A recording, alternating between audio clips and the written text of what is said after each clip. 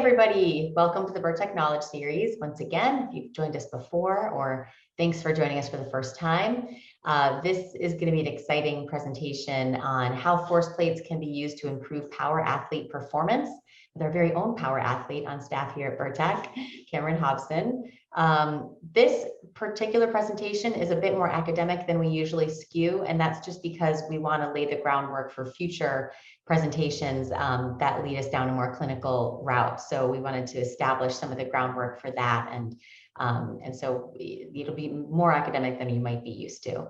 But I hope that you enjoy. And hello to Cameron. Hi, Cameron. Hi, Charlie. Hello. Hi, Alyssa. How's it going? Great. Welcome. So I'll just go ahead and get started. I'll introduce our presenters and our co-host, and then I'll play the presentation.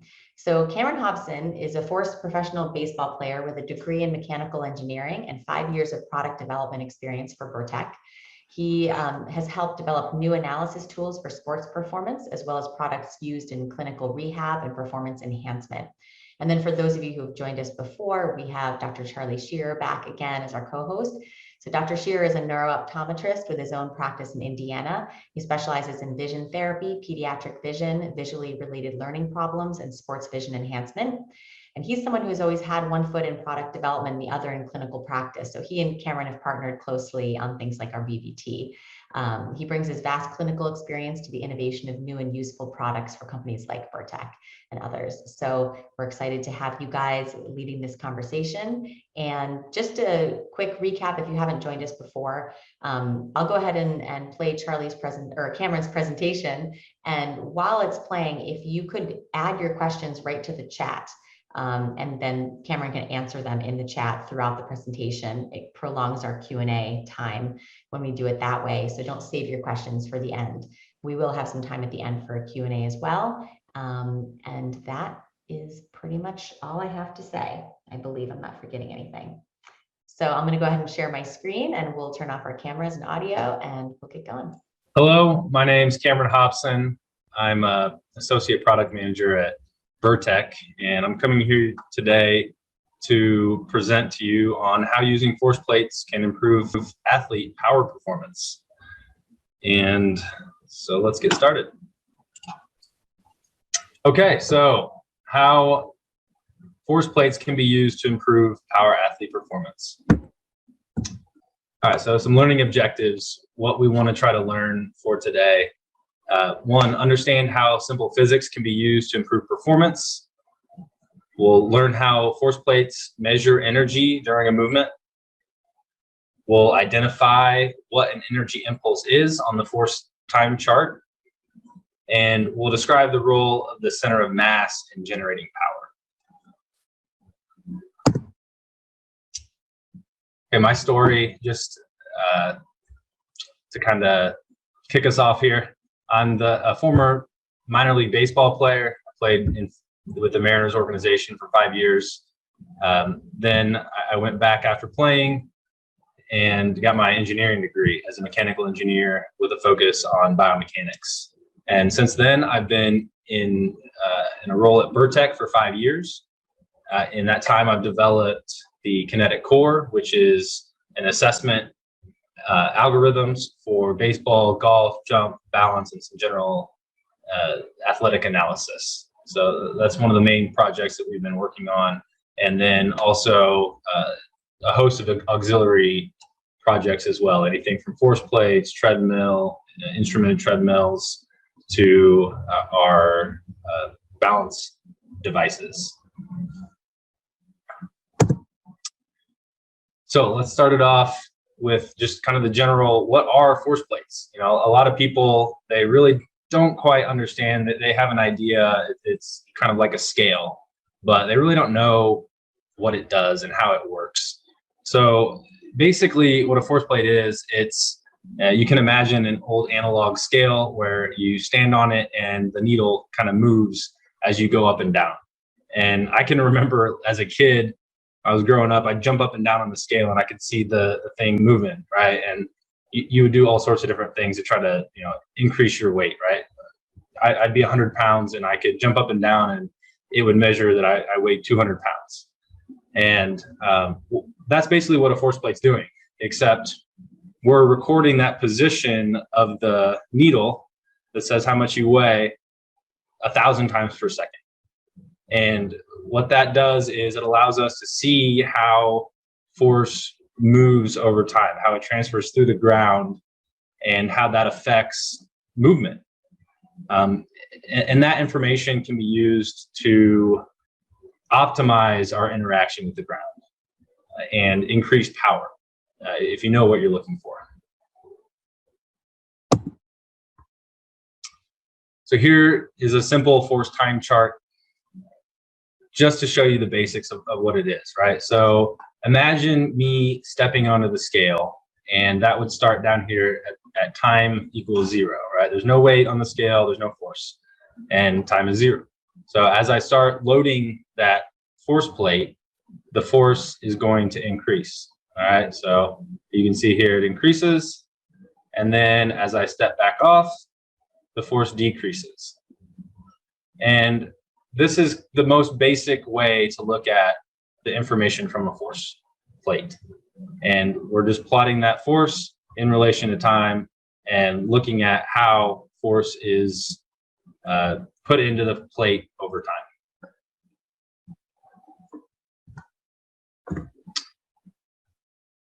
So the big factor that we're looking at here today is going to be the energy impulse. So not necessarily just how much force are you creating at any one point in time, but the amount of energy that gets transferred during that force impulse, right? And so that's the area underneath the curve here. So, you know, the gray shaded area, how big that is tells me the magnitude of the force impulse. And it's a vector quantity, which means basically it has a magnitude and a direction. And it represents the change in momentum or the energy that's transferred during a specific phase of a movement in a specific vector, right? So when you're looking at a force plate, we have vertical force and there's shear forces. There's also the torques or the free moment, which is the rotational component of force. So we measure these energy changes during these phases, and we can use that information to optimize athlete power output.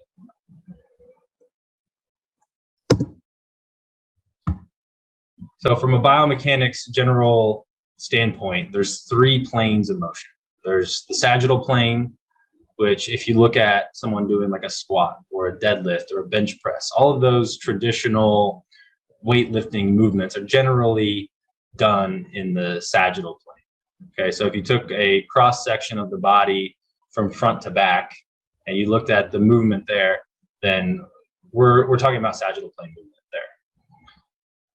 The next one, which is less common, is the frontal plane. Okay, so you can imagine doing like skater jumps, moving side to side, those types of movements, doing cartwheels, they're done in the frontal plane. And the transverse plane, that's the rotation, right? So if you're looking at a golfer or someone throwing a med ball or a discus player, a lot of their motion is going to be done in the transverse plane. So these are just the basic ways that we can categorize the movement. And another way to break it down so we can look at the impulses and the force that's created in these specific vectors. So what I'm bringing today is the energy analysis framework. And basically what this is doing is we're taking concepts from engineering and physics, and we're using them to better understand the energy flow of an athlete during a movement. Okay, so one of the first things that you're taught as an engineer is when you're doing an energy analysis, you want to draw your system boundaries. Okay, so on the very right, we have a blue line around the system. And we know that any energy that gets passed through that system is going to cross that line. Okay, so we draw that around there, and that includes the ground, the force that goes through the ground. So if you look at this system here, there's a golfer standing on the ground, presumably, or in our cases, it would be a force plate. Any of the energy that this golfer creates is going to pass through the ground because there's no external lever for them to grab onto. Air resistance is negligible. It's really not something that they can use to accelerate their golf club forward. So any energy they create, any impulses, those can all be mapped out using the information from force plates. A second assumption that we would make here doing an energy analysis is that the mass is constant. And that allows us to make assumptions and simplify the analysis. Okay, so if mass doesn't change over time, then it allows me to do things like say things are proportional, right? So like the kinetic energy is proportional to the force impulse, which we'll get into a little bit later.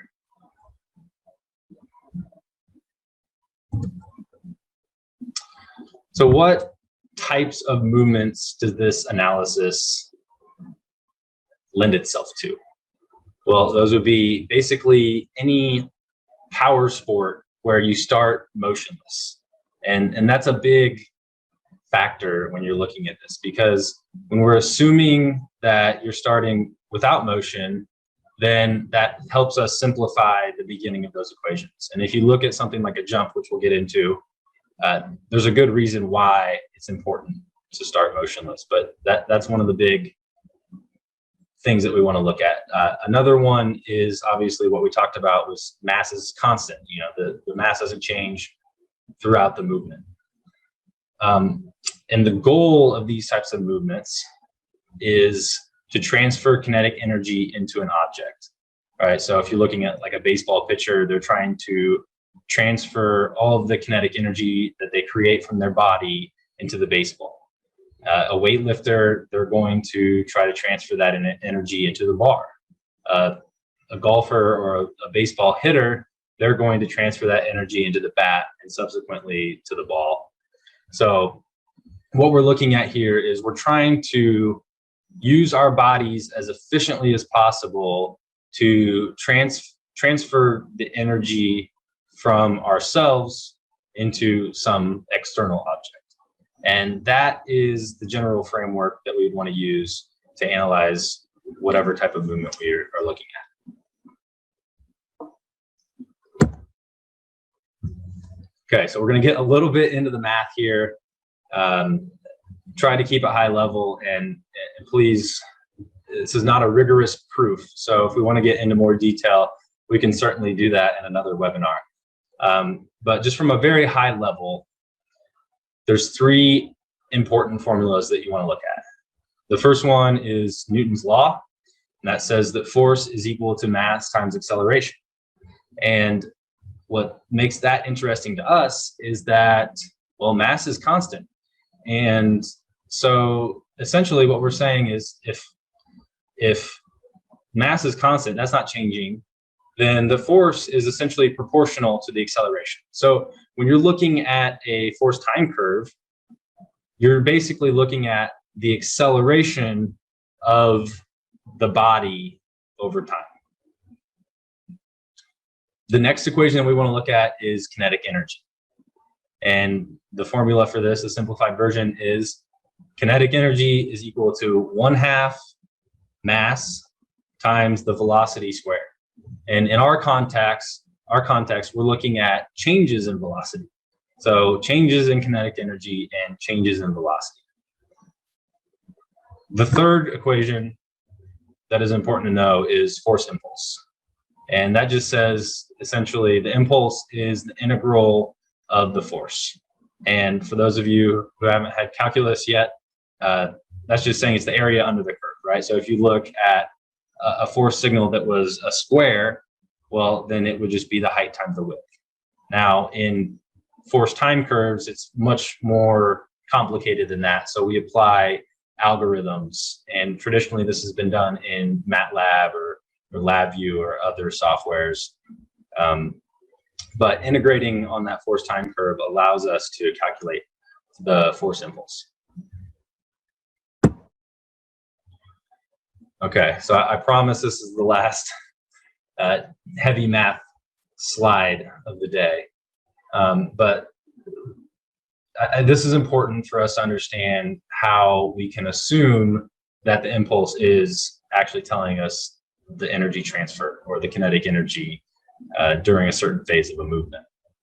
So one, we look at velocity. All right, so the change in velocity over a point in time. Right, so we select time 1 and time 2, and we're going to say over that period of time, how much does the center of mass velocity of an athlete change? That is given by the integral of the acceleration between 2 points, time 1 and time 2.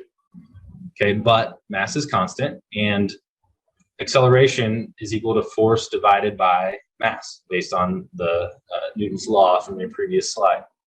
So we can assume that the change in velocity is proportional to this right here, right? So I factored out the m, made this proportional, and the change in velocity is proportional to this, which is the impulse. So the change in velocity is proportional to impulse.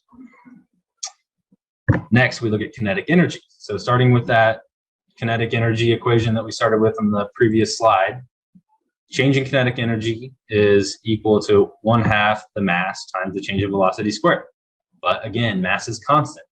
So kinetic energy is proportional to the velocity squared, or we can write it another way if we take the square root, and that is that the change in velocity is proportional to the square root of the change in kinetic energy.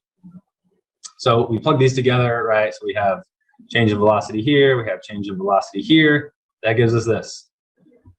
Impulse is proportional to the square root of the change in kinetic energy, or kinetic energy is proportional to the impulse squared. And what that tells me is that when impulse increases, so does kinetic energy. So these impulse values that we're measuring from the force plates, they're telling us when that increases, the amount of kinetic energy from that phase has increased. When it's smaller, that kinetic energy is decreased. Okay, so that's the big takeaway we want to take away from here, and that is impulse is proportional to kinetic energy.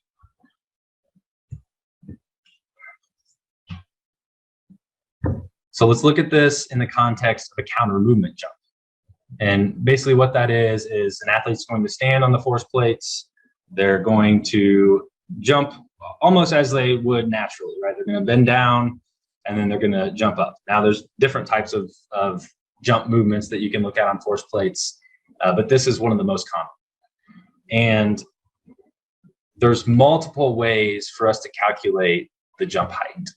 Okay, so we could use the flight time, which says however long the athlete's in the air, right? So from when they take off right here, there's no force, to when they land right here. However long that is, you can use that to calculate the flight time, but it's not very accurate, right? The most accurate way is to look at these impulses, okay? And these impulses, like impulse 1 right here, this tells us how much velocity down towards the ground the athlete is able to generate over this period of time. Okay, and that is a measure of how much they're harnessing, how much energy they're harnessing from gravity. And they're able to then transfer that up into jump height. So if you take impulse 1 here and impulse 5 right here, and you subtract them from impulse 2, 3, and 4, then that total impulse is going to tell you how much, it's proportional to how much center of mass velocity the athlete has on takeoff. And based on that, we know the rate at which the acceleration from gravity works. So we can predict the jump height extremely accurately using that information. And this is kind of where impulse is being used most effectively, and that is interpreting jump height from force plate data. Where I think we need to be pushing is in analyzing these impulse values more strategically in other types of movements. So generally, when you're applying this concept to different types of movements, we want to break this movement into phases and planes. All right, like we talked about earlier, we have sagittal, frontal, transverse planes. And we do that, we break them into phases based on the impulses, and we can measure the energy transfer in each phase and plane. So on the right here, you can see there's 3 different graphs. One of them is the vertical FZ component of a swing. This is the FX in the middle, the purple one. And then we have the torque or the free moment on the bottom. These are all different components, right? So generally the vertical is more of the sagittal plane type of movement. The horizontal here, the left-right movement for a baseball player or a golfer, and the rotational, that's just the torque about the center of the center of pressure.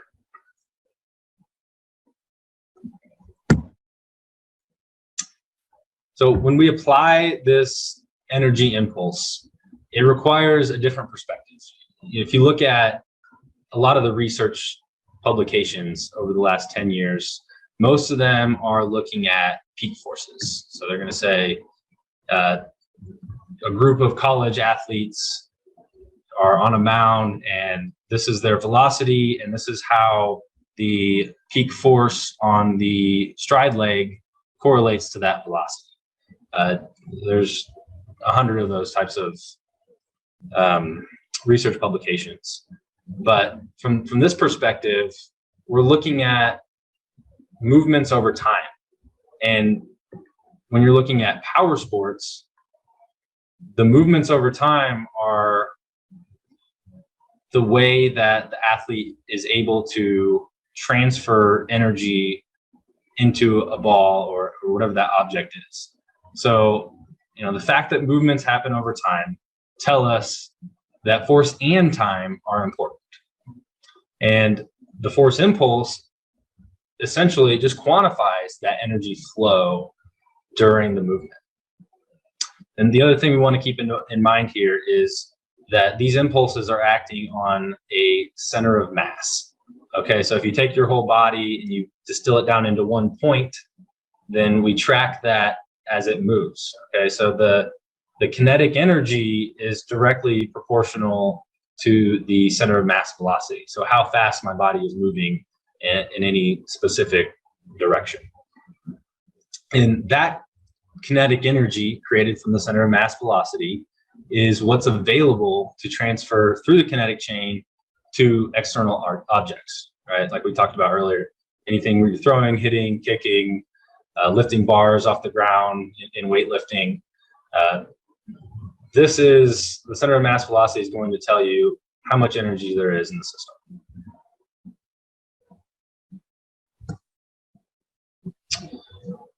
So what's our goal? It's to optimize the movement. It doesn't matter how much theoretical energy you create unless you're able to transfer that energy into the object, right? In the case of a golfer, you want to hit the ball farther, right? So you're looking at the exit velocity of the ball, trying to increase that.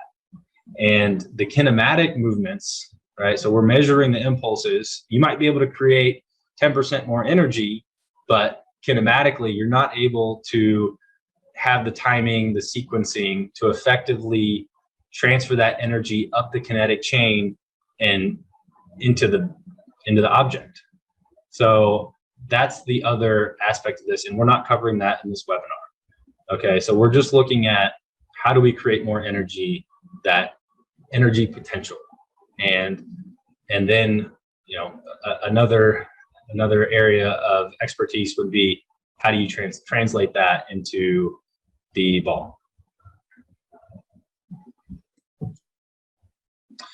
So look at this. This is from a baseball player, and we're looking at the horizontal movement. Okay, so there's 2 big impulses here that would be very good information to know as a baseball player or coach. right? So one of them is the acceleration impulse. Okay, so this tells you how much momentum or energy the player has generated going towards the pitcher right here. And the second one, this is the braking impulse. And that's telling you how much energy or momentum has changed to stop that initial movement forward. Okay, so understanding this information, maybe you're working with a baseball hitter or whatever it is, and you're trying to increase the momentum going towards the pitcher. Well, this is a great way to measure that. Maybe you're trying to increase the impulse braking force, the deceleration. There's another way to do that. So the big takeaway here is just if we measure these things, then it's much easier to go back and improve them. So a baseball player from the vertical standpoint, this gets a little bit more interesting because in the horizontal, gravity really doesn't play a role. But in the vertical, gravity is a big factor.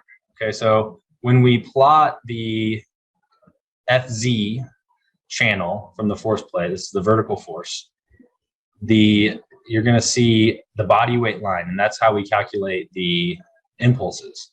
So we want to know what the system weight is. Okay, so that's the player, any of the gear that they have on, and the bat, whatever they're holding. That line tells us whether or not that system in the vertical direction is accelerating up or is accelerating down.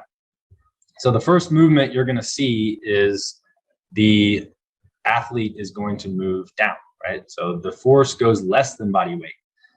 And whenever the force is less than body weight, then the force of gravity is accelerating this athlete down towards the ground. And they're harnessing that kinetic energy due to gravity, right? They're converting potential energy into kinetic. So this load impulse tells us how much, what's the total, right? So acceleration just tells us how much you're accelerating at one point in time. But over time, what's the change in momentum, or what's the change in energy that you've harnessed due to gravity? That's what this impulse is implying. The next impulse, right? So that's when, if you think about it in the context of a counter movement jump, this is what's going to accelerate the person back up and eventually off the ground in the case of a counter movement jump. In the case of a swing, this is energy that's available to transfer into the bat.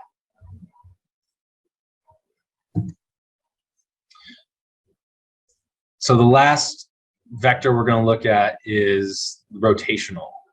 And in baseball, there's a couple different phases of the rotational. So when the athlete is standing on their back foot in the stride phase, they're having almost negligible rotational torque, right? It's just coming from the hip, but it's very light.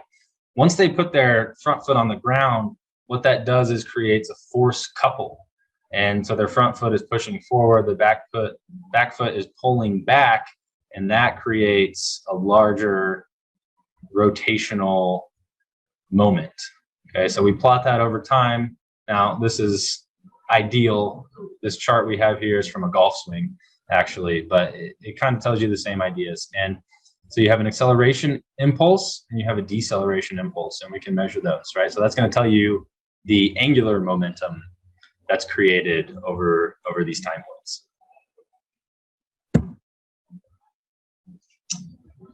So let's talk about pitching. Now, this is my area because I was a pitcher when I played minor league baseball, so it's a little dear to my heart. But there's some concepts that we can use here to apply to pitching. This is Brusdar Retarol. Sorry if I mispronounced his name, but he was an example of someone that I thought creates a lot of vertical force and uses gravity to their advantage. So when we look at that dip under the body weight line in pitching, that impulse, there's more potential for that to be higher because you're going from a point of higher potential energy to where you land on the mound is actually lower than when you start. So you're able to harness the power of gravity much more effectively in the pitch than you are in other types of movements. So when we increase that impulse, we're essentially harnessing the energy of gravity, accelerating your body down towards the ground so you could effectively create more of an impulse on your landing leg, which gives you more energy available to transfer to the ball. So the other vector that we're looking at would be in the direction of the catcher or the hitter. An increased impulse in this direction is going to lead to higher kinetic energy towards the target. So in one direction, the X, you are essentially trying to push yourself off with as much velocity as possible. But then from the vertical direction, you're actually trying to maintain your momentum. You're not trying to put a lot of energy into the ground. So you want to have light force on that back foot leading up to front foot landing. So again, the landing leg, this is what sends the energy up the kinetic chain. So a higher impulse here means there's more energy available to the baseball. And when that vertical force increases with increased momentum, then we're effectively converting potential energy into kinetic.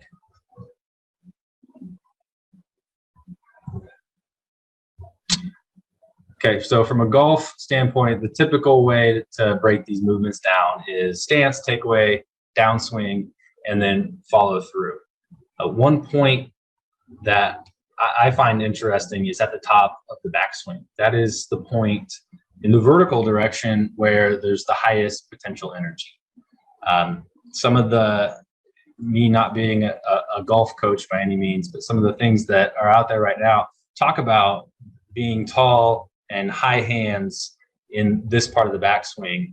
And it's the point where you're able to have the most potential energy, again, just like in pitching.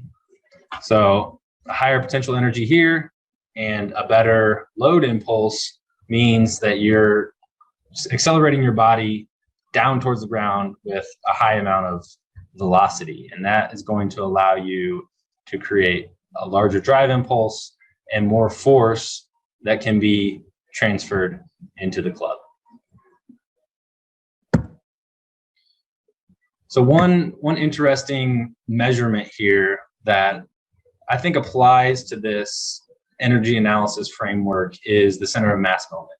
And that was coined in a study by Kwon in 2019, and they call it the golfer ground interaction. What that essentially is you take the center of mass of the golfer and you determine the torque acting around that center of mass. So that's what the red arrow is here. And based on the center of pressure where you're loading the feet, you're essentially creating a moment arm right here, right? So a higher force or higher impulse over time in the vertical direction, when your center of mass is slightly behind, that's going to accelerate this club head down. And the same thing applies rotationally here. All right, so a larger moment means more acceleration of the club towards the ball. And that's going to lead, obviously, to higher club head speeds. And what gets interesting here is, and this is something I'm not sure anybody's ever done, is integrate that center of mass moment over time to determine how much angular momentum was created. So then you can look at that angular momentum in relation to ball flight and optimizing it.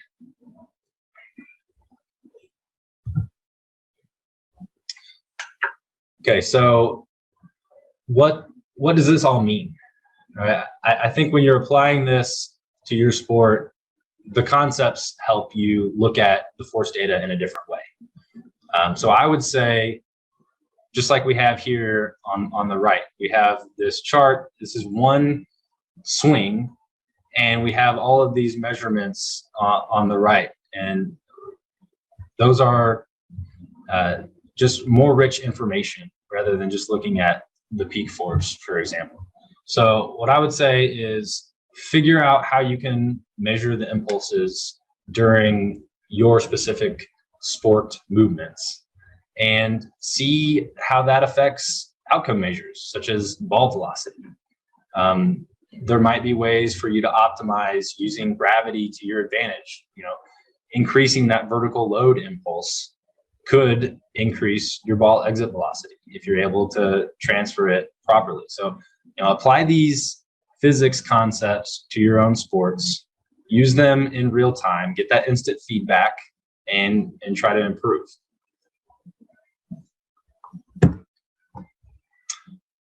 Okay, that's all I have for today. I really appreciate everyone bearing with me through this. I love talking about these types of concepts, so I would be happy to take any questions, have a discussion, and we'll go from there. Thank you. Thank you, Cameron. That was great and definitely very educational. I hope everybody learned something. Welcome back. So I saw a question from Joey in the chat, and I know we have a few pre-prepared questions as well that Dr. Shear can prompt. So I will toss it over to Dr. Shear to host the Q&A at this point. Thank you, Alyssa. Why don't we start with the pre-prepared questions, because these are the ones that come up quite often. What is the difference between 1D and 3D force plates? Yeah, we get this a lot at Bertec. So basically, we've kind of made our name in 3-dimensional or 6-component is what we like to call them, because you have not only the vertical direction force, you also have the 2 shear forces, and then you have the moments about each of those. So it's if you have a vertical only plate, then it's good for measuring movements where you're doing vertical or balance, right? So if you're jumping straight up and down, if you are just balancing and try to stabilize, those types of things are great for vertical plates. The 3-dimensional plates, they're more like you get the shear forces, you get those other vectors, you get the torque about the center of the plate. So there's it's a lot richer information for 3-dimensional plate. And when you're doing movements that impart a shear force onto the plate, which would be anything like where you're doing sideways, right? So like a skater jump or almost all the movements that you see in sports are done with some sort of 3-dimension. So from that standpoint, they are more useful. But if you're doing just like assessments with specific movements, like a counter movement jump or like a balance, something like that, then a 1-dimensional plate will get you quite a bit of information. Thank you. Could you discuss the relationship between impulse and momentum? Yeah, I guess I didn't go too deep into this, but the momentum is basically just the velocity of like the velocity times the mass, right? So if you think about like an athlete, if you're running faster, then you have more momentum, and impulse tells you the change in velocity, right? Or the change in momentum. So essentially, impulse is proportional to the change in momentum. Okay. And then finally, why is it so important to be motionless at the start of a movement? Like in baseball, when a batter's not always still, how do you relate those two things? Yeah. So I guess it's not important from the athlete's standpoint. It's important from our standpoint when we're trying to analyze the movement, right? So it just helps us to assume when they're starting the movement that the center of mass is not moving, and that helps us say, okay, there's zero center of mass velocity here, so there's no energy in the system when we start looking at those force impulses. So now when you measure those and map those out over time, like in the counter movement jump, when you add up the impulses, then that tells you the jump height, right? So it allows us to make these global assumptions, and basically it simplifies the analysis. Yeah. And it would seem like when a batter's, moving forward and aft a little bit, it could be to his advantage or disadvantage, because at the time of the pitch, if his direction's in the wrong direction, then he's going to reduce his total force available. Yeah, I guess yeah, there's some potential there. I think for that.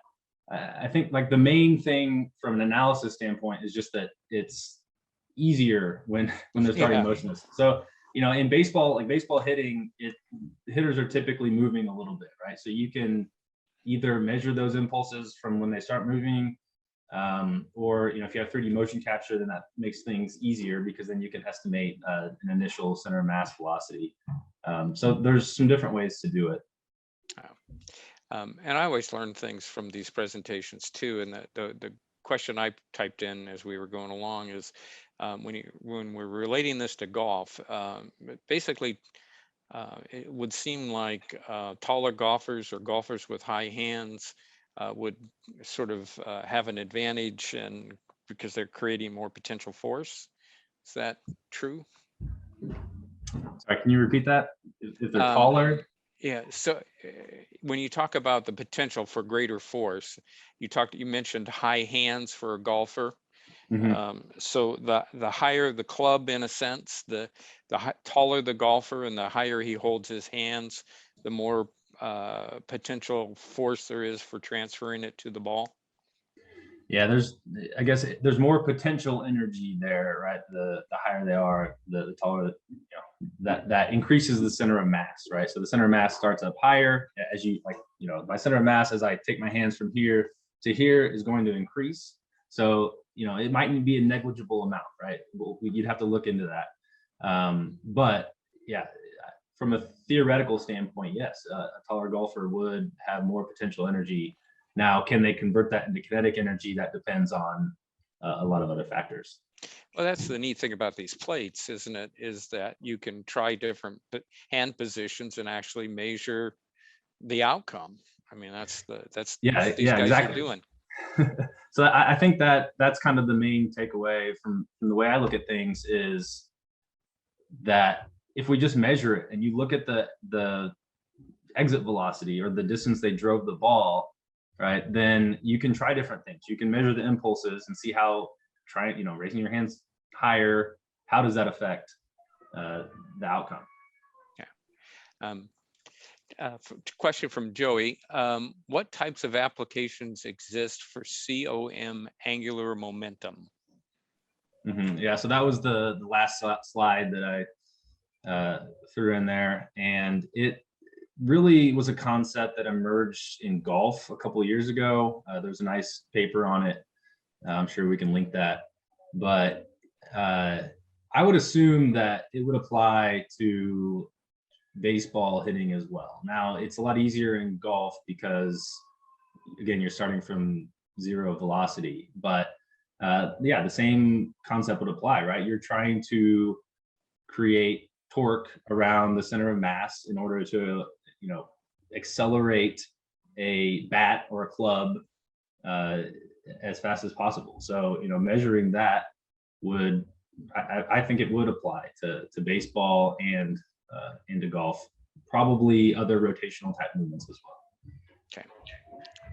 Okay. Question from Ryan.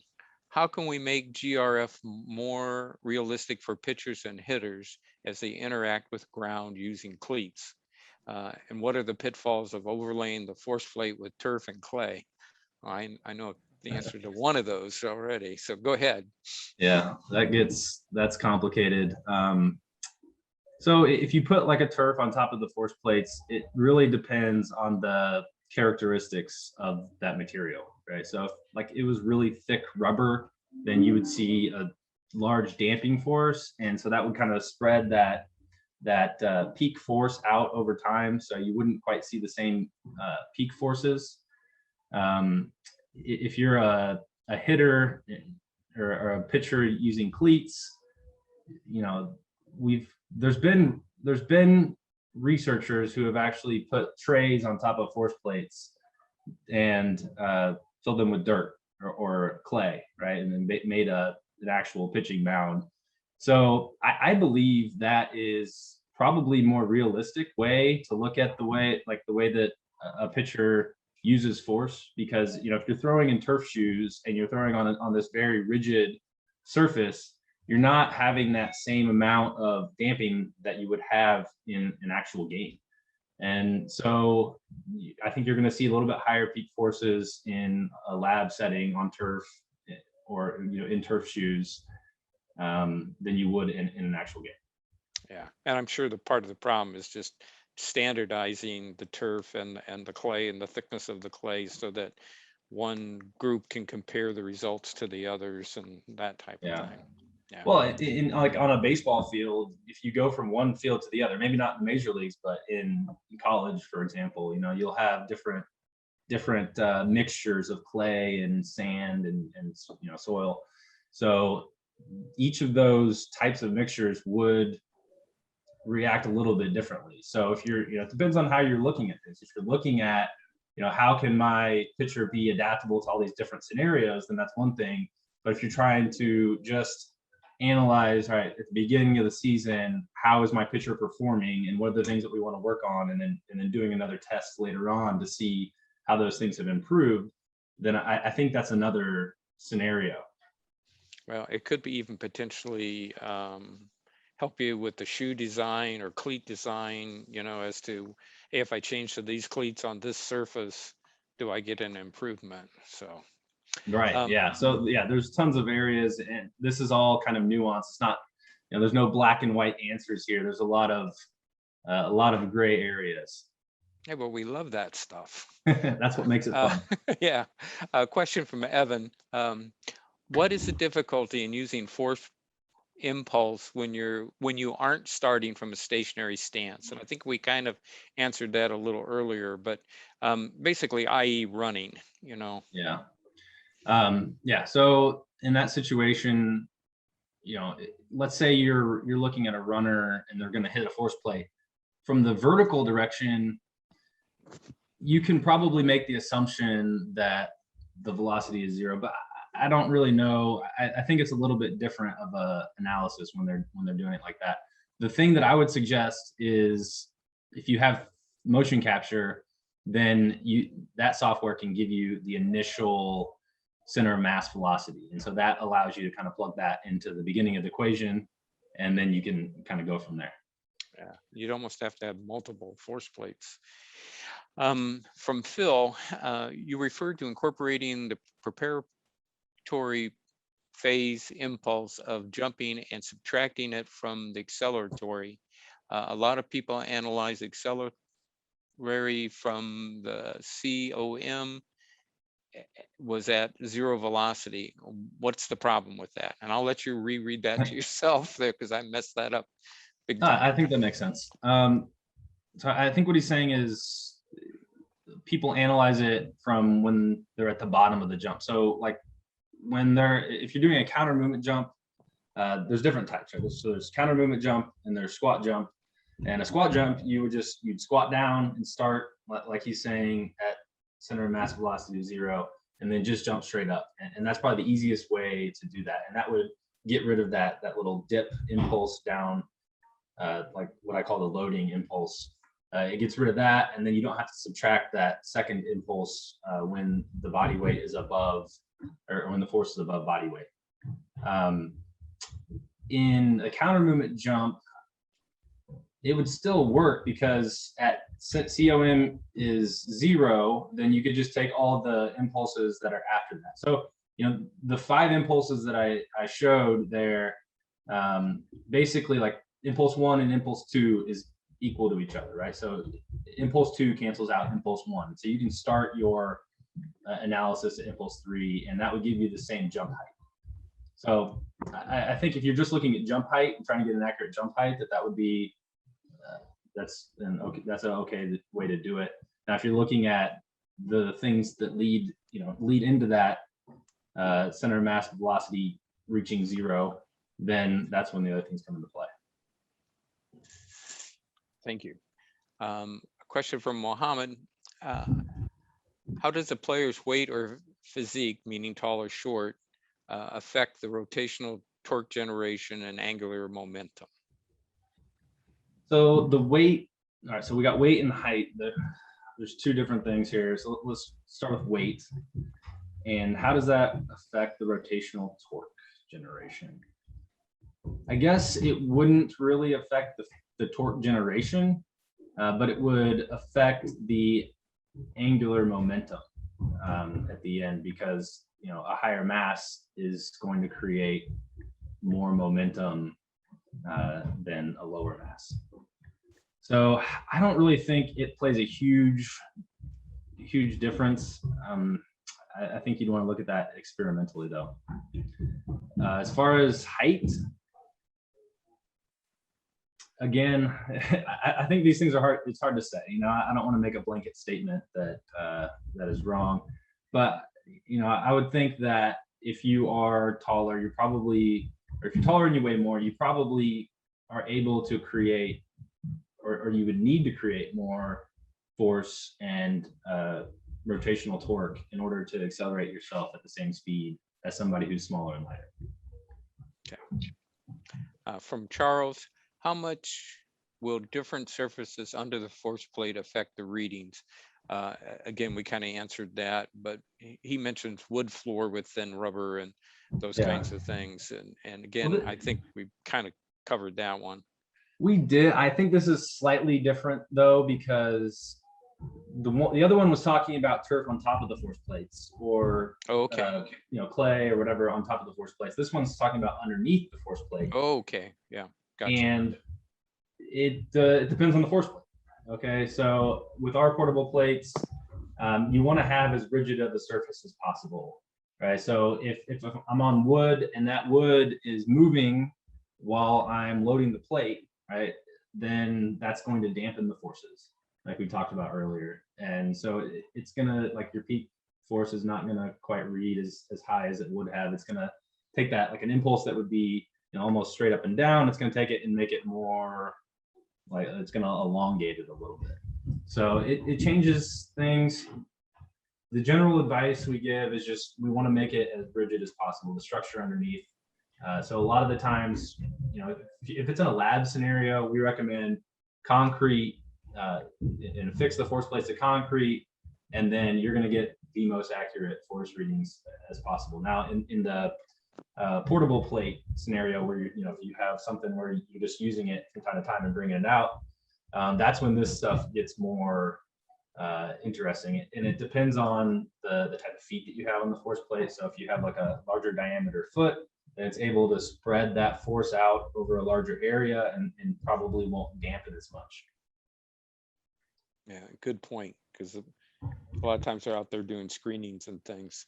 Yeah, exactly. So that's why it's important, like, especially if you're doing screenings, like if you're testing somebody at the beginning of the season and then you're doing like these checkups, right? It's very common. Using the same environment is important. And if it's not the same environment, it needs to be similar. Like, use it on cement all the time. We've had people use carpet, and that can be good if it's real thin, but the general advice is just try to make that the squishiness or the movement of that flooring underneath as little as possible. Question from Charlie, meaning me. When you're doing the jump analysis, do you often do that with two force plates and look at the difference between the two legs or balance there, or is that usually just a single force plate? I do not do any of it. What I've seen is both. I think it's common for people to do two, because then you get to see the difference in the left and the right foot, and you also get a look at the force vectors. So one area that is interesting to look at would be, like, if that force vector, the line that you draw up from the force plate, if it's right in line with your knee, then that makes it, there's less torque on your knee generally. If it's way out of line with your knee, then you know that you're loading that knee on that leg with a lot of torque. Okay, so that's one simple way that people use it. With one force plate though, you're still going to get that jump height, right? It's going to be exactly the same. You just don't get to see the differences between the legs. I would think in a rehab situation, particularly if there's balance and vestibular effects in there, or you've got a strained MCL or something, that to have two force plates and be able to tell the difference and see how they're compensating would be quite valuable. Yeah, More information is always better, right? Right, exactly. So yeah, if it's in, if your budget is not holding you back, then definitely would recommend multiple. I think we've answered all the questions here. There are a couple more popped up, Charlie. There's one from Bradley. We have a couple more minutes here. So he said, when paired with kinematic analysis, i.e. the kinematic chain, do you believe that observation of force impulses could yield to injury prediction or prevention within athletes?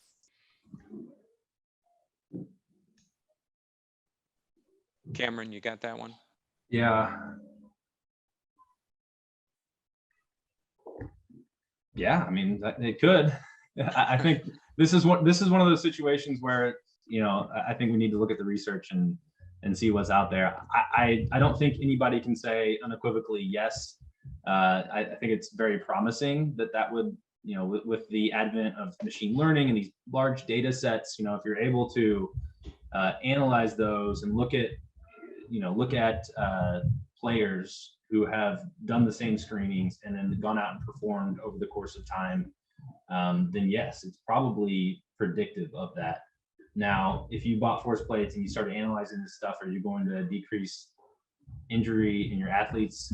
Maybe, but I don't think you can say for sure either way. It's a good safe answer too, but it's interesting to think about. People are certainly, we'll probably have more webinars maybe on that subject. And then Charles is the last question. So you have just about a minute to address this one. Would placing the plate on a piece of rigid steel counteract the floor giving? So it just depends on how much that steel moves, right? So if the floor is giving, well, essentially what you're doing is you're creating a structure that spreads out the force on that piece of floor that gives, right? So the more surface area you cover, the less it's going to give at the top. So depending on the design of the steel, it should. Cool. Great. Well, thank you both. That's about, we're up on time. So I'm just going to tell you what webinars are coming up. I really appreciate that presentation and the conversation. I think you took it seamlessly with the conversation between you two, and then the added excellent questions from the academic side to the applied side. And it was just perfect. So thank you so much. I'll go ahead and tell you guys what's coming up. So we have on Wednesday, the 29th of September is our next webinar. We have Chris Ariano, PhD. He's a assistant professor in the University of Houston's Health and Human Performance Department. And his talk is going to be on coupling the arms and legs during treadmill walking, the cost, benefits, and trade-offs. So in his talk, he'll discuss the role and the importance of arm swing during walking, from its metabolic, mechanical, and neural benefits. And then from these insights, he'll explain his facility's motivation for developing a simple device that couples the arms and legs during walking, and its potential for exploring new research questions and paradigms in the field of gait rehab. So it'll be a really interesting one. That's on September 29th from 3 to 4 Eastern Standard Time. And then after that, we kick off this 3-part series that will space out one a month, starting on October 13th, which is a Wednesday from 3 to 4 p.m. Eastern Standard Time. This is with Dr. Joe Clark. He's the professor of neurology at the University of Cincinnati, and he'll be doing this series on concussion prevention. So speaking of injury prevention using analysis. So the series will start with a webinar on neurovisual training for sports performance enhancement. So when the coach says use your peripheral vision, how do we train peripheral vision? So I think a lot of the audience here for this webinar might be interested in tuning in for that one on October 13th. So I just want to say thank you to everybody. Thanks again to Cameron and Charlie, and we hope you all join us again for our next webinar. Thank you guys so much. Have a good one. Bye.